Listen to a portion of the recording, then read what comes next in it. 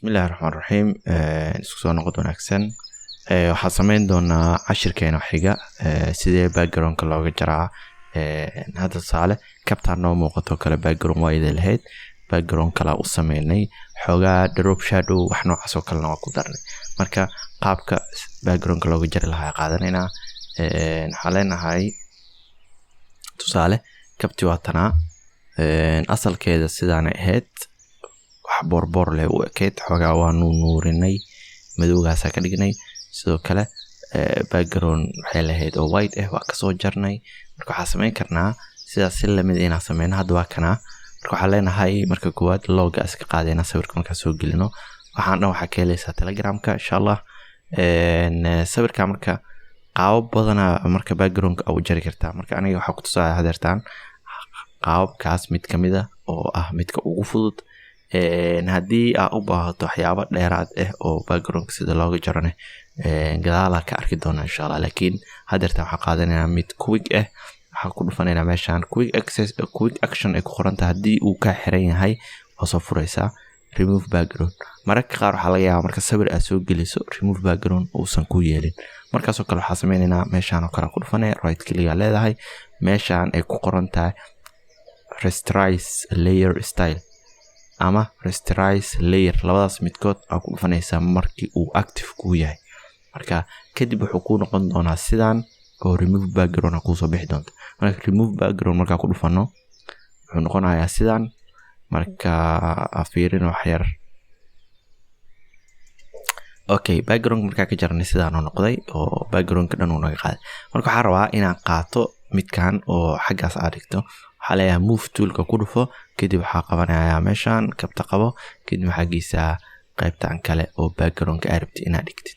marka inta keento waxaa arkaysaa mararka qaar backgroundka qayb yar oo ka soo raacda inta kale meeshan kabta u dambayso kale waxba iga soo raacay. sidee marka uga baabi'in kara waxaan leenahay waxaa tagtaa tusaale meeshan ay ku qoran tahay magic wand waa riixaysaa kadib magic wand iyo dooranay kadib waxaa leenahay midkana click siinaysaa. click markaas siiso waxaa leenahay control x maxaa waaye marka backgroundka meeshaas ka jar. control x aa dhahnay move toolka ku laabo kadib waxaa leenahay xoogaa soo yareey intimaw soo yareey ama xoogaa xeer ku dar okay xeer ku dar.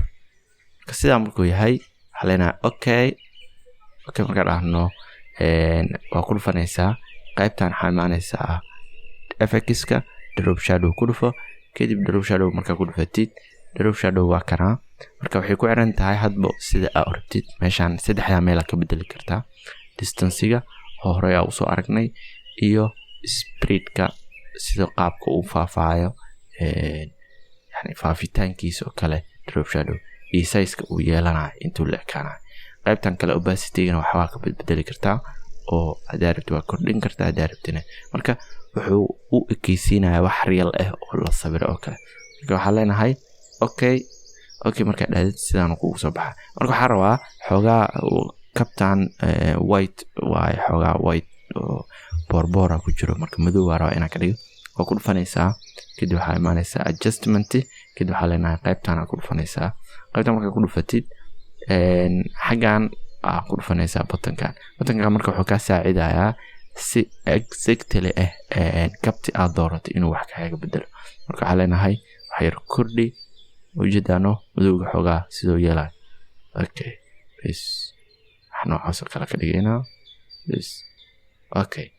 hadda marka sidii hore uu ahaa waa kana borborkaas oo ahaa sidaan ka dhignay. cashirkeena intaan nagu egyahay waa maasantiin hala sameeyo practice-da wax lagu bartaa. marka wixii la fahmi waayo insha Allah waa ila soo wadaagi kartaan comment soo dhawaad.